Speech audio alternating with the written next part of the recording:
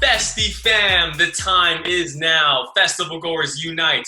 Welcome to the Festiie Files podcast, where we highlight the creative and inspiring individuals who collectively come together and bring to life the festival experience. So if you're watching this at home and you attend festivals, if you're somebody backstage at events, if you're a dancer on the stage, if you're somebody in the crowd just dancing as if no one's watching, or if you're the artist taking a photo of those memorable moments, we each play an integral piece in this puzzle, the festival experience. My name is Jess Bernstein, CEO and founder of Festiie, Festival Smart Band. And today, special guest tuning in. She is an artist, a creative on many levels. She, as I mentioned, photographer, takes those snapshots, those memorable moments. She's traveled the world, worked events such as Envision, Red Rocks, legendary places.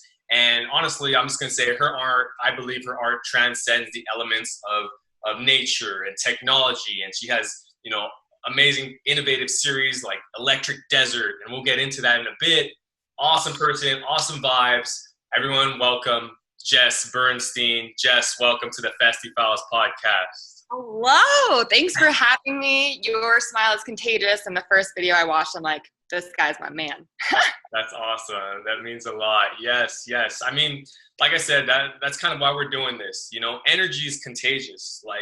And each of us has the ability to emit energy, right? And I feel like right now is the time where we want to comfort each other and provide positivity, amidst all the circumstances. Because honestly, there are still things to be positive about. And although we aren't able to physically be at festivals, the festival spirit should still live on and live throughout all of us and permeate. And, if you're having a good day, do your +1 due diligence and pass that on to somebody else and keep it going. So one way is by sharing our stories. And let's just get into your story right now. Tell us about your story at festivals. Oh, man. I've been going to festivals since I was about 17 years old. So not to age myself, but that's like 14 years ago almost. And I remember the first few times I went, I just started meeting all of these people that were my type of weirdos. And I'm like, wow, there's like a whole culture, there's a whole community. This is above and beyond my tiny little friend group that I thought was like so special, which it is so special, but it's bigger than that. And I was attending festivals, and my mom taught me how to shoot with a camera from when I was a really little kid. It was something that I did for fun because I believed in it, and I loved hanging out with my friends and taking their photos. And I just started bringing my camera to festivals and, sharing my art with my little community. And it kind of started to work. I'm like, wow, these photos are pretty cool. And other friends were like, can I see those photos? It was so fun to capture the memories, and we were all together. And just kind of organically grew from there, where I went to Lightning in a Bottle as an attendee when I was, 22 maybe. And I loved it so much that, the photos turned out pretty good. And I was like, maybe I should dive into this a little bit more, and just started reaching out to festivals. I'm like, hey, I love being here. I love taking photos. Can we do this together? And it turned into a huge movement in my life. And I'm so grateful for it. That's amazing. It's amazing. It always starts from just that general passion for something you like to do or something you love to do. And then it just fits hand in hand with, it's like you love festivals, you love taking photos. You're like, hey, why not try it? And talk about that, how you literally would just go to festivals and take photos. So even before you looked at it as a profession or something that you can get, paid for or travel the world for, you were already immersing yourself in just having fun with it. Yeah, that's what it was. It was a passion. And, they say that you would thrive the most in a career based on something that you love, not just to make money in it. And that's how it was. Festival world was never something I'm like, oh, I'm going to make $1 million off doing this, which not necessarily. But, I went in and I just started doing it because it was so much fun. And this was, I would say, what sets my images apart is I'm doing it because I truly love capturing a moment. And that's what photography is. It's not just, going and snapping photos of things that look pretty. It's really capturing the essence of what's going on and how people feel in that moment. And that's what I try to do every time I take a photo. And it's what has honestly built this network of people I have around me, because it's an interaction. When you take a photo, it's not just me, it's me and the subject. And, I don't call it taking someone's photo. I call it creating an image together, which really translates into the emotion that you can see in the photos that I like to take. So yeah, it's been a really, really smooth sailing, organic creation of a career, which I'm so grateful for. And the community people that I get to work with across the board, a lot of the different festivals has been really cool because, whether it's the people that do the lighting or people that build the stages or people that volunteer, a lot of times it's the same people. So you build this little family and we all kind of travel together. It's like a traveling circus of fun music people. And it's been so cool.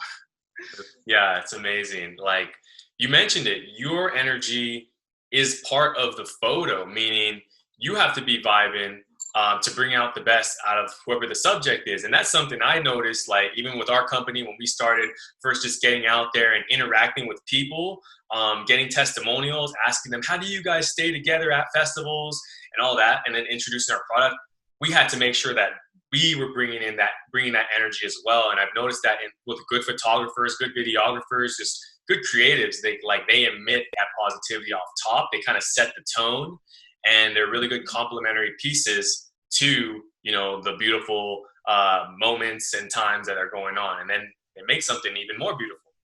It does. It really does. I mean, and you're building relationships with everyone. And, I would say most of the people that I take photographs of, they become my friends and they become people that I stay connected with and I talk to and I engage with. And I think that's huge in the photography industry, is having a personal connection with the people that you take photographs with. And that's been so cool. I mean, my friendship group has just exponentially grown.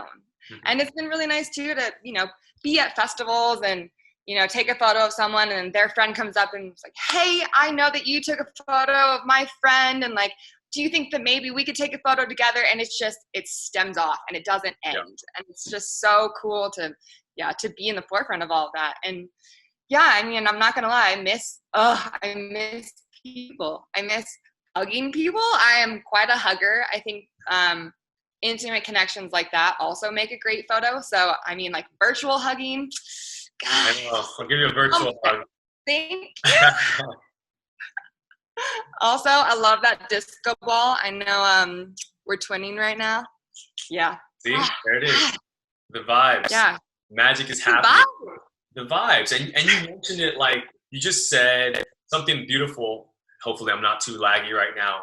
But you said something beautiful is that, after the festivals, you have relationships and friendships that continue to go on, that extend. And I think that's the magical thing about festivals, is you end up building these lifelong connections. And then, as you mentioned it, little bit of a bummer is that we're not able to be there. So how have you been dealing with this from just a spiritual aspect, from a financial aspect, as a photographer, creative aspect? Because you can still reach out to friends, but it's just a little different right now. It's totally different. I would say I have a few things that I'm doing that kind of keep me sane. One of them is my physical well-being. As you know, working in the music industry, working at festivals, it's really physically demanding.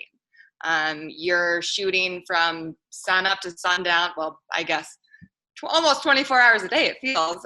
Your sleeping schedule is definitely off. You're carrying heavy gear. It's a high impact type of job. So stepping outside of that, I'm learning a lot about my physical body and my physical well-being and how to gain strength, how to listen to when I need to rest. I've been working out all the time. My sleep schedule is awesome. So that's been huge for me, just staying really connected to my body. And, I thankfully have a myriad of friends in and out of the industry that are teaching Zoom classes. They're doing yoga, they're doing meditation, they're doing breath work. I mean, it's countless what we're doing in the digital world in this time. So that's been a big help for me. And also family. Like my real family, I never really got a lot of time to spend with because I'm working, which does, satisfy me on a myriad of levels. but being able to actually tone down and turn off and go spend time with my mom, go spend time with my dad, just really be close to my family. I feel like I am shifting the relationship from, parent to child to a friendship with my family, which it's something I never had. And it's just, this is a really valuable time to really dive into your roots and to, hear stories from my grandmother and have her tell me, all about my family and things that I probably wouldn't have had time to really dedicate a chunk of time to do. And just the family thing is a really, really important thing that I think maybe we could all tap into a little bit more. We have our festival family, and that's not going anywhere. You don't know how long you have with your grandparents. You don't know how long you have with your parents, and getting time to actually sit down and be present and not email festivals and edit photos and, have one ear to them and my eyes on the laptop. Wow. What a change in mentality for me. So family and exercise, those are the two things. And, obviously a big thing is I need to keep these creative juices flowing. So if I'm not shooting a festival, what am I going to be shooting? Well, I went out to the desert as soon as all this happened, and I got as far away from people as possible. I went with two of my best friends and took photos just for me, which is a thing that I don't really do often because being so busy with contracted hired work, I'm dedicated to shooting photos for a client. So this pandemic hit, I'm like, what do I want to do? What kind of content do I want to create? So I got in the car, went to the desert, and just did some creative content creation, and it went really, really well. And it's inspired me to not only take photos of things that I normally wouldn't, but to go into Photoshop, go into these Adobe products and see how I can deepen these photos and how I can really bring them to life, since we're not at a crazy festival with lights going and, being so stimulated in that way. I'm like, all right, how can I create that myself? Mm-hmm. And that kind of stemmed into the Electric Desert series. So that was awesome. That was pretty cool. That was beautiful. You touched on so many great topics. I know. That's the thing we love about this podcast. And, right now is a big self-reflection period for us, but then also as a community. And I believe that we need to have certain discussions right now, maybe about certain things that we don't really like to talk about, but we need to talk about, so that once we get back out into the festival space, we are that much more appreciative. We are that more cognizant of, just each other and respecting each other. And we can all elevate together. So that's that whole collective consciousness thing. And certain things you mentioned, family, like you just said right now, especially as, I'm going to call you a female entrepreneur, as someone who's go, go, go, which is great and super inspiring in so many ways. I'm kind of like that too, where I'm just always involved in something. But then you also have to be self-aware and say, okay, now I need to dedicate time in other areas because it's important, right? We're always constantly trying to find that balance. Talk about that, especially as you mentioned, as a photographer who you're constantly on the go, but then it's not just snapping shots. It's setting up for trying to get yourself in position to get booked. It's trying to make sure the image post-production or post the shot, So talk about that a little bit so people can see how much work you put in. Yeah, one photo doesn't just take a second to make, that's for sure. Getting to the point where I'm at, I've learned it's all about relationships, like we've talked about. It's working really hard. It's having a good attitude and approaching the right people at the right time with the right things to say, with the right things to present to them, which can take weeks, months, years to curate. I'm really thankful that because I was attending festivals and because I was so deeply rooted in the music industry just for the love of music, I had connections and relationships in that industry already, which made it easier for me to have those conversations once I got to the point where I'm like, hey, I want to take photos at festivals. That's what I want to do. And, so building that relationship, that takes forever, but you have to be really meticulous with how you do it. You want to have, you are your brand. When you're a photographer, you are selling yourself and your work, but your work is a product of who you are. So, that takes forever, but you want to do it right. You want to take your time and you want to, really think about how you'd like to be portrayed, and you're in charge of that. And that's been a really cool lesson to learn over the years. And then, formulating how to begin those conversations with the right people. You had to figure out, all right, do I want to shoot for an artist? Do I want to shoot for the festival? And when you get to that point, you have to really navigate who to talk to and how to have the right tone and how to be professional and, paint this right picture. And then, getting to the point where you're hired, you're there, you have your contract, you have your insurance, you have all these things that you don't really think about going into it just as a creative. And you get there and you take the photos and you work your butt off because, you're inspired and you're dedicated and you're energetic. There's nothing more energizing than being in a crowd of however many people and just shooting photos of the most beautiful display of artistic music creation at these festivals. I mean, they spend years and years curating that for us.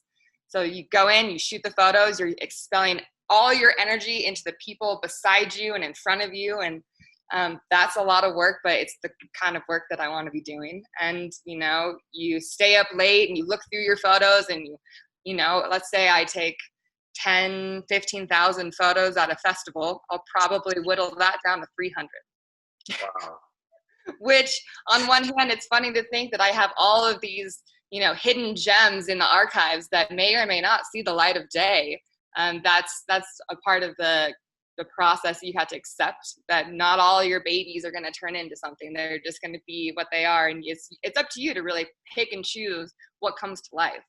And, you go through those 15,000 images, you pick your 300, and then you sit down and you really meditate on what you want to turn those photos into. Do I want these to be vibrant and colorful, or do I want them to be moody and dark and emotional? There's so many ways you can take it, and a lot of times the photo turns into what it's going to be based on who it's of. Like you said, it's a complementary interaction, and what you do and your energy you put into it is reciprocated. So if I'm taking a photo of someone that's just like meditating and just really honed in on themselves, that photo, as it's edited, turns into who that person is, and it's really easily translated. And then the editing, I would say, takes 3-4 times as long as actually being at the festival. So I'm at the festival for 4 days, 5 days, and then it takes a couple weeks for those photos to finally be in an album, all packaged, ready to go. So it's a huge process. And me and a handful of the people that I shoot with, we're shooting a festival a weekend, a festival every other weekend. And, it's a constant stream of shooting, editing, emailing, trying to figure out, all right, like, where am I at with this one? Okay, all right, emailed, sent, done. Okay, on to the next one. So it's a huge process, and staying organized is really important. And yeah, it's a lot of work, but holy crap, do I love it. Yeah, the beautiful part is that, you just listed off a ton of work, but you had a smile on your face while you're doing it, while you're saying that. So that shows that, like, yeah, it comes with the territory. It's something that I think even just like feeling good about, yeah, this is the process and I've accepted it and I go into it. And then you also mentioned meditation.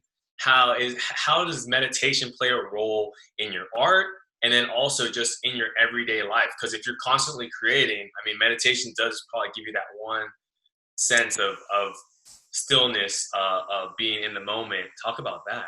Yeah, I would say meditation for me is a newer thing within the last couple of years that I've found how important it is. A lot of us creatives, our minds are constantly going, especially a creative who's running their own business. They always say, if you do something you love, you never work a day in your life. I'd say if you do something you love, you never stop working. Yeah. So to calm the mind, meditation is huge. It's super important. And I'd say it's the best way to start and end your day. If you wake up in the morning and the first thing you do is jump on the computer, you don't really have that time to funnel those thoughts in a really streamlined way of what you want to accomplish. So you wake up in the morning and you set your intention and really meditate on that, whether that's just through deep breathing or through, I love Headspace. Headspace has been huge for me. Oh my gosh, I don't know what I would do without it. I'm really good at slowing down when I have a guide. So if Headspace is my guide, amazing. If it's a friend doing a Zoom class leading a meditation, even better, because I can personally connect with that meditation in a different way. And then going throughout my day and remembering my breath. that's something that we should all try to do a little bit more is, we find ourselves just, not taking deep breaths and not really slowing the heart rate down throughout the day, which I think is a really great way to stay focused. And then at the end of the day, I am such a terrible sleeper. I've never been a good sleeper, never been able to just lay down and go to sleep.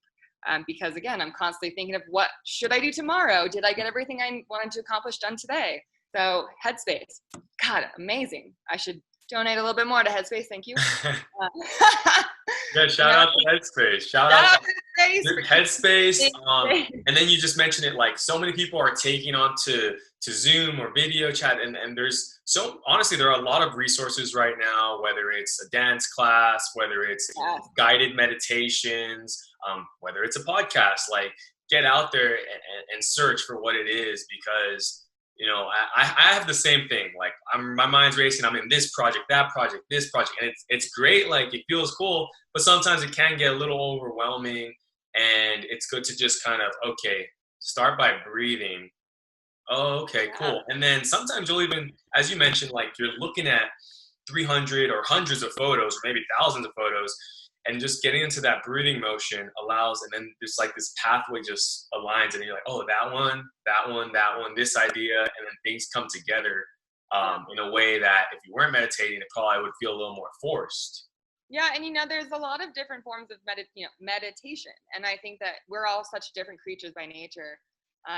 Whether it is using Headspace or just going outside, and that's been one of the biggest things to remain healthy across the board is getting some sunshine. Just especially, being in this industry where I'm on a computer all the time, I can't work outside because I'm editing photos. I need to make sure I can see things really clearly. So reminding myself to shut the computer, go outside, get some vitamin D, whether it's going for a walk, going for a jog. I'm really thankful I live close to a park. So going with a, blanket and maybe a water bottle and my headphones if I want, and just going and like getting some sunshine, laying in the sun and just relaxing. Being a part of nature, like digging my toes in the sand type deal. Yes. That's so huge. And hopefully everybody has the opportunity to do a little bit of that during the quarantine time, because I know that it's easy to just get sucked into our vortex of our house.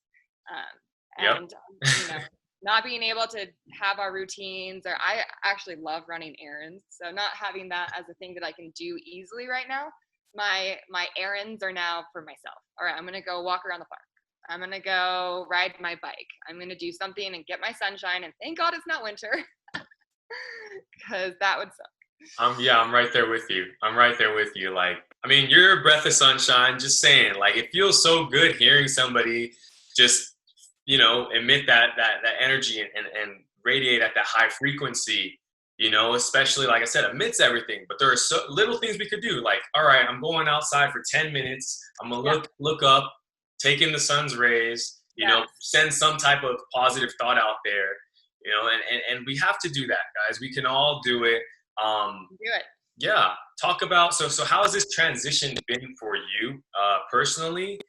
And because I mean, shoot, it's a bummer a little bit. LIB, shouts out to LIB. It's actually this weekend, right? It's supposed to be.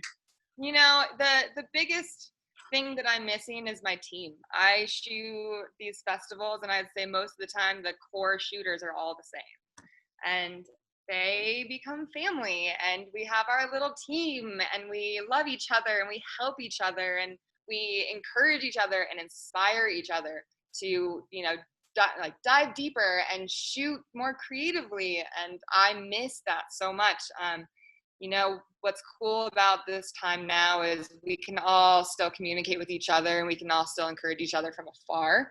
And I know that, one thing that we've all been working on have been prints. We can, for the first time ever, I've printed photos and touched them and felt them, which I've never done before. And it's so cool to usually just seeing them on a screen, which is beautiful, but to be tactile and have an interaction physically with my photography has been incredible. And I know a lot of other shooters have been doing the same. And I'm working with a few festivals right now to do some limited print releases. So keep an eye out for those. Yes. So we can pretend like we were at the festival and, have a part of that hang on our wall, which has been, a big thing for me to just have reminders around me of, what I do and what I love and what I've accomplished. And that's been big. But yeah, not gonna lie, I miss it. I miss it a lot.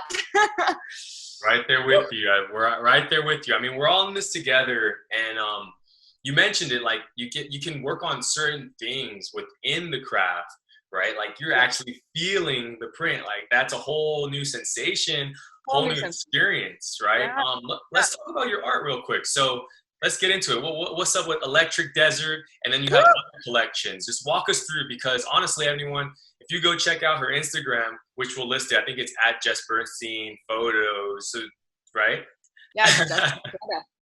Yeah, if you check it out, her layout, her flow, I'm like, damn, like I need to hit her up, because that's amazing. So just let's get into it. Let's talk about each of your projects. Yeah. So what I found, and this was almost exactly a year ago, is my type of photography, the way that I capture images, they're very bright, they're very vivid, they're emotional, they're like large in every aspect. So I found that I was posting, one photo, and that process in itself, like what do I write for the captions and who do I tag and what are hashtags? And that, takes up a lot of your time. And when I was looking at the grid view of my Instagram, it felt really busy and almost like too much because of how many colors I use and how much variety there was. And it didn't feel like the flow that I was looking for, because I knew that I had a style and I knew that I had, a consistency in my images, but I really wanted that to translate better. So I remember sitting down on Photoshop one day, I'm like, how can I make one image not feel so segregated? And I just put a couple together and I'm like, oh, wow, that's a cool flow. I wonder if I could just grid it out. So instead of one post, I'm doing one photo as like a full view when you look at my Instagram, the grid view. And it worked. I'm like, ooh, this is kind of fun. And then I was like, well, let's see if I can do it again. And I did it again with another photo that was totally different and in like a totally different style. I'm like, ooh, this is kind of fun too. And then I started viewing my Instagram as a second portfolio where I have my website that shows all my festival work, but I don't necessarily show, the photos that I do with a girlfriend in the mountains or for some lifestyle photography for any brand. I'm like, you know what? Let's put it all together and make it into a cool little series where people can see what type of photography I do that's not just at festivals. And it really organically turned into this work of art. And it's been really interesting to watch it grow and transform. And, I only do it, I would say, once a month because it takes so much time to meticulously work it out and, fit things together and have it make sense or not make sense in the right way. Whether it's a girlfriend laying in a really cozy bed with a giant stage behind her, that's two totally different photos that if you put it next to each other, just one by one, it wouldn't really make sense. But if you put it together this way, it's a whole different story. So it really has organically turned into this new scrollable work of art. And it's been really neat to just watch it grow because I don't know where it's going next. Yeah, that's the cool part. It's like you just said it. You're letting it grow. I don't know where it's going next, but you can log into the IG and see the flow, and that's super cool. I've actually experimented with that, and yeah, it is pretty time consuming. But when you nail it, and you have nailed it, it looks so beautiful. Thank you. It's been really, really, really fun. At first, when you first start trying to lay out the photos, you're kind of banging your head on the computer screen, like, work! And it doesn't for a while. And then it just clicks and you're like, yes, that's what I was looking for. It's pretty funny. My poor boyfriend watching me just like, no! And then just like jumping up and down when it works. I'm like, sorry, babe, we're good. Yes, that's welcome to the creative process, everyone. That's literally what happens, whether I'm speaking to a photographer, whether I'm speaking to, we'll have artists and music producers come on and they'll say the same thing. They're like, dude, sometimes I'll get in there and it's just one of those days, but then other times you just see, all you need to do is just see a little something. You're like, oh, Mm-hmm. was that. And then next thing you know, you're like, Like, hours are passing by and time's flying, and you're just like, I'm almost done. And oh, voila. yeah.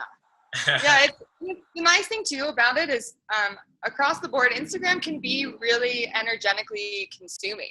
You know, you're trying to portray the right message and say the right things. And I found as an artist who's, you know, trying to build a business in a myriad of ways, having an Instagram where you just post one a day, it took up hours because, you know, you're planning, you're trying to figure out what message you want to say. And that takes a lot of time. And doing it this way, I can now dedicate more time to other creative aspects of my business.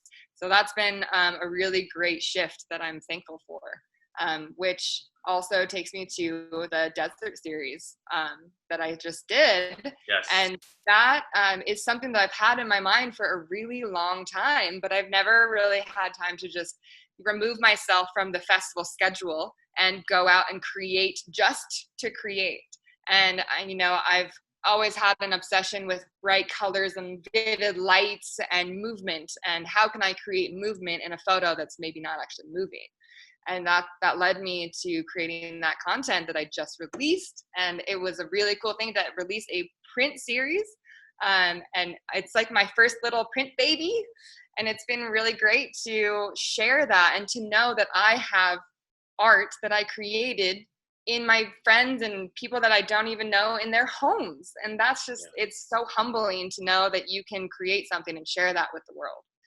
Yes. Well, congratulations for sure. I mean, you know, that feeling of when it's done and then, it's literally now your art is it's already been traveling on a digital form, but now it's physically traveling the world as well, which is super cool.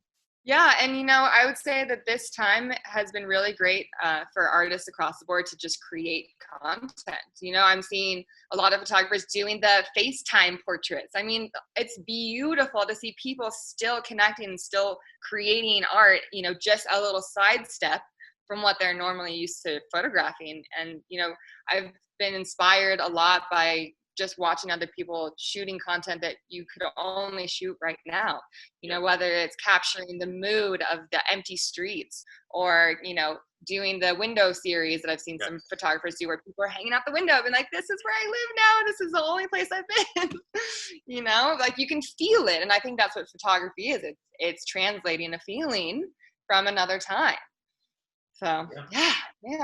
Yeah, you just said it, the whole FaceTime photography. I saw that. I'm like, whoa, okay. See, the thing is that I've seen that's beautiful from the music festival community is like the quick response, the let me go in the bag and see what I have. Like, oh, we're doing this? Okay, live stream. Oh, we're doing this donation. Oh, you know, I'm going to work on various forms of my craft. FaceTime images. How can we keep that positivity up? Is it as simple as like just going to someone's Instagram or social media and just saying, hey, I love your art, you know, because people, you know, one of the things that creatives struggle with sometimes, just being honest, is like the energy and some days are better than others and how you feel about your own work. Maybe talk about that and how we want to support, we want to keep that energy and just that uplifting. How can we do so, if not for ourselves? Like if I'm feeling good one day, I want to translate to someone else. What can you say about that? So I'm really glad you asked this because this has been something that I have been doing a lot in the last month. And, you know, every day, sometimes a random person pops into your mind and you're like, oh, I wonder how they're doing. Or, oh, I remember this one time me and so-and-so did this and I had so much fun. Well, instead of just letting that thought pass by, I've been very diligently reminding myself to text that person or call that person or send them a photo and be like, hey, I thought about you today. And whether it's a big thing or a small thing, just hit them up. Just say, hey, how are you? I thought about you. I love you. I hope you're well. Like, here's what I'm doing today. Or like, look at this weird thing I made. You know, just constantly reaching out to those friends that maybe you don't talk to every day anyways. It can make a huge difference on your attitude. And, you know, maybe you're having a bad day and somebody you haven't heard from for a week or two just sends you a message like, hey, you're amazing. I love you. Have a good day. Like that could be the make it or break it for your day. And that's been really, really, really cool. You know, I started doing that a couple months ago and the response that I got from the people that I've been doing that with has been huge. And even for them to come back to me and say, hey, I started doing that when you reached out to me And everybody that I've talked to, it just brightened their day. And it's so easy. It doesn't cost you anything. You can just say, hey, I miss you. I love you. You're doing great.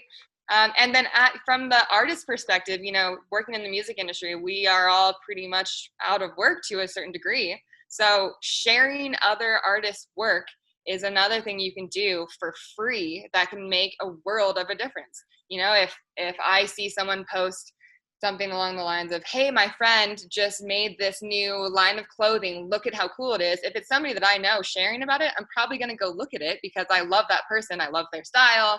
We have things in common. I'll probably like it too. And it's just, it starts this ongoing motion of everybody sharing each other's work. And, it's huge for us creatives because it doesn't cost anybody a dollar. Exactly. That's it right there. And energy is contagious. And then you just said it. You reached out to someone and then they're like, that touched me so much. That made me feel good. I want to do it. And it keeps it going.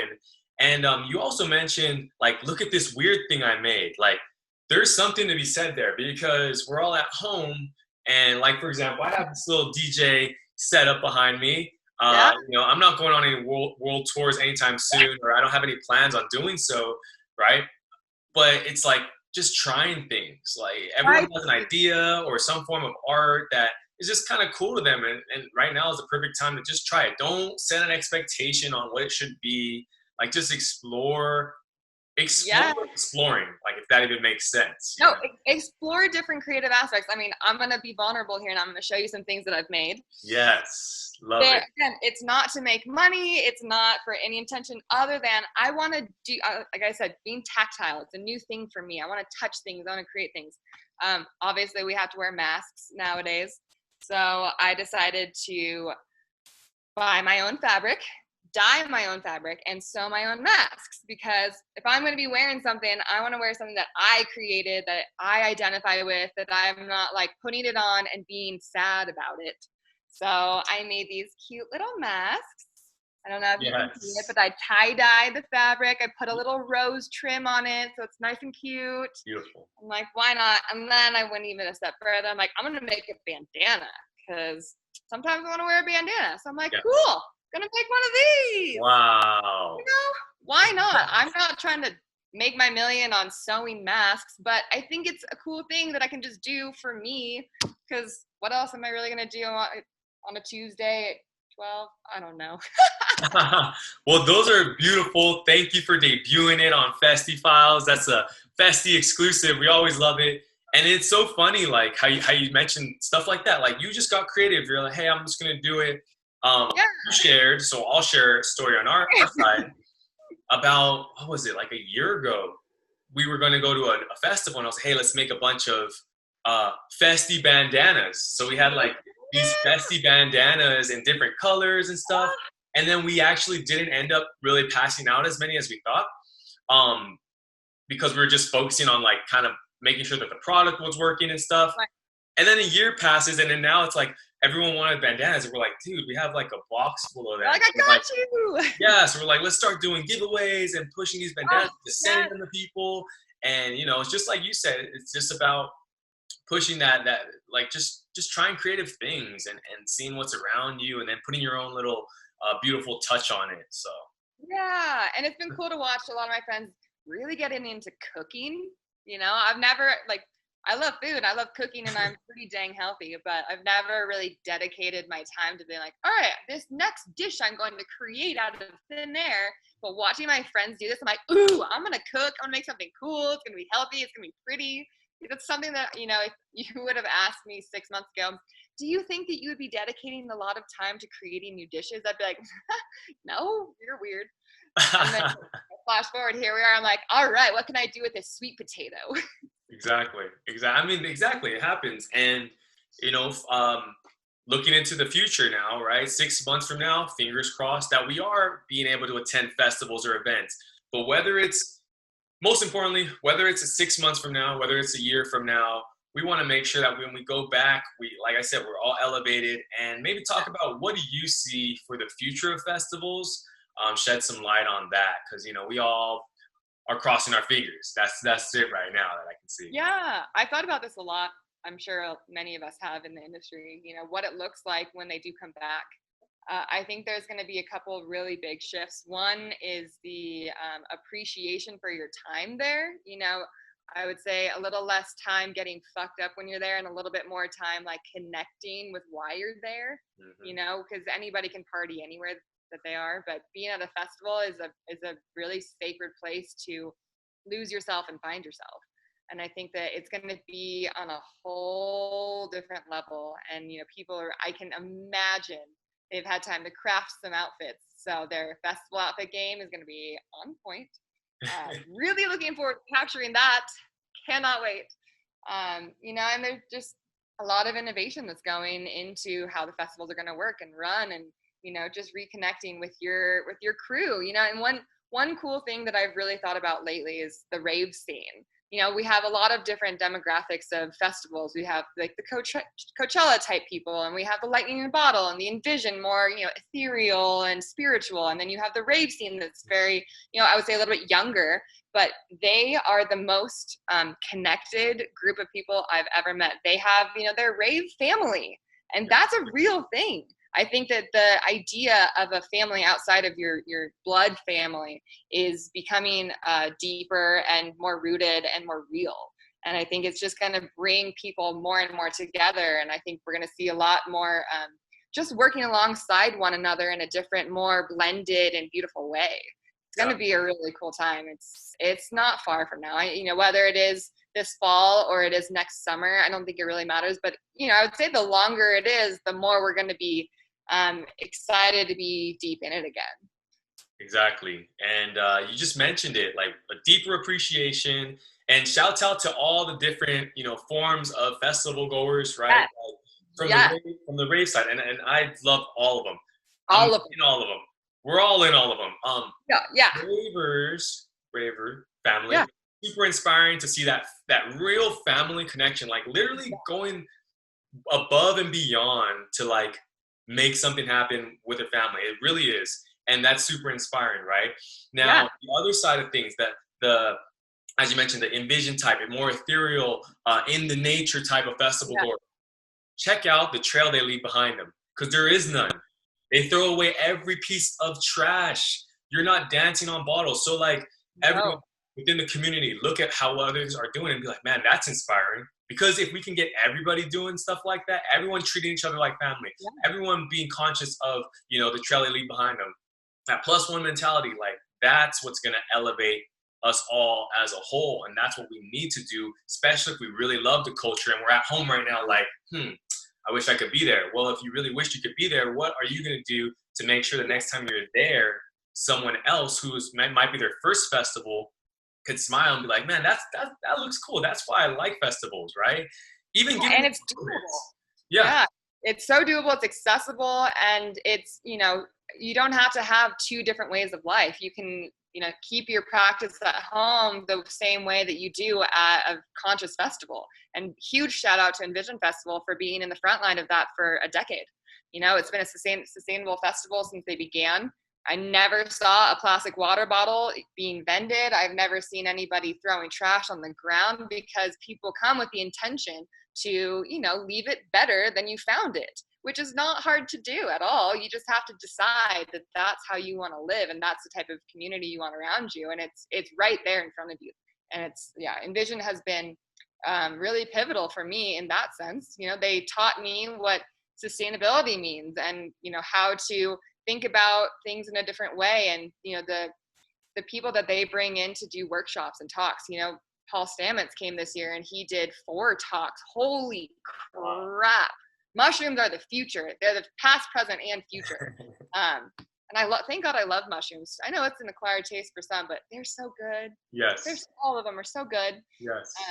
Just all the things. That's another thing that I cannot wait. I cannot wait to go back to festivals to learn. It's such a huge platform for learning, whether it's about cooking or sustainability or how to tie a knot or, anything across the board. It's endless what you can learn at festivals. So also we can be doing that now too. There are a lot of Zoom rooms from festivals like Envision about, culture and learning. So just tap into that. You don't have to feel like you're missing out.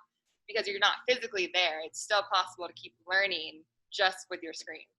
Exactly. The mind is infinite. So we're at home, but the possibilities are there, you know? So just balance it out. Like enjoy some sets, but then like the thing about festivals that's really cool, and we can all kind of vouch for this, is you will literally be walking from one stage to another and something catches your eye en route to that stage.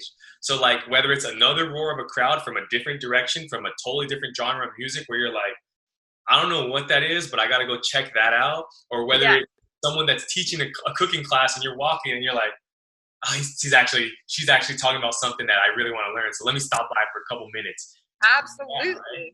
I mean, even on a different degree to that, I remember going to Coachella when I was like 17, before I really knew about lightning in a bottle, and the Do Lab was right in the middle of, you know, all the big stages in the middle of the polo field. And something caught my eye, and I heard something. I'm like, whoa, I've never heard music like that. What is that? And we scamper into the Do Lab stage. And I don't know if you remember Nick Grit. He's a DJ from back in the day. I hope he's still around. I hope he's still making music. I should look into that. Is it Nick Grit or Nitty Gritty? Knit Grit. It's NITGRIT. It's just super squishy, yummy, dubby music. Hey. And, you know, being a youngin', I'm like, what is this sound? And we went into the Do Lab, and people were going nuts, and they're spraying water everywhere, and people kicking water and dancing everywhere. I'm like, this is so cool. I've never seen this or heard this before. And, you know, thus began my love of the Do Lab and lightning in a bottle. And that led me down all this path. So you're right. Things could catch your eye or your ear and be like, what is this? And it could set you on a trajectory that you never expected. Yep, exactly. Just, you know, we are going to have a deeper appreciation for festivals after this. And let's each do our part. Like literally, that's why, as I mentioned, this podcast, sometimes we hit up people and they're like, oh, I don't have a story. We're like, yeah, you do. Everyone has a story. You know what I mean? And we want to share it. And honestly, the thing is, your story, it's inspiring people that you don't even know. You just mentioned it. Your artwork is probably hanging in people's homes who you don't even know. But for whatever reason, you know, they found the energy attracted them to your work. And in a way, you're providing a form of healing for them. So like your story, someone else could see it and be like, man, like that's cool. Like that inspires me. And they don't even have to say anything to you. So just remember that, everyone. We each play a piece of the puzzle and we're all in this together. So Jess, how can we show our love for you? You know, other than the e-hugs, you know, I could get you a lot of e-hugs. How can we find you online? How can we reach out and, you know, just showcase and check out some more of your artwork? Yeah, so like we'd mentioned in the beginning, my Instagram, it's at Jess Bernstein Photo. And a cool thing that I like is I love hearing from people that are just starting in the photography world, especially if there's any other female photographers out there, because there's not too many of us out there right now. So please reach out to me if you have questions, you want to know how to maybe get your feet wet in the industry when it's back. It'll come back. It's coming back. Message me. Just ask me questions. I would love to help you get to where I am. And I would love to see more females in the photo music industry, because we need you. We need that feminine touch.